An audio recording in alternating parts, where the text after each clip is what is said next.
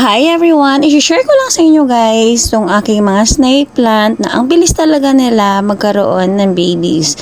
Sample natin guys itong millionaire plants na vlog ko na rin to before. Maliit pa yung baby niya at ngayon ay malaki na. Akala ko nga guys ay bagong tanim ito nung nabili ko kasi nga isang leaves lang talaga siya. Diba nag-trending yung millionaire plants or millionaire snake plant? Ayan guys. Sa pangalawang pot, ito naman guys is pangalawang baby niya na to na nakuha ko dito. I-share ko sa inyo mamaya guys yung isang baby and then ito. Tingnan nyo guys, nagkaroon siya ng fungus. So, pakita ko sa inyo. Yan, yung puti-puti na yan. Buti nga at naagapan ko. Meron din ba guys sakit na fungus yung mga snake plant nyo na yan? Lagyan nyo lang guys ng baking soda. Ito pala guys yung unang baby na nakuha ko dyan sa mother plant na yan. Ang tigas guys ng dahon niya ha. Ayan.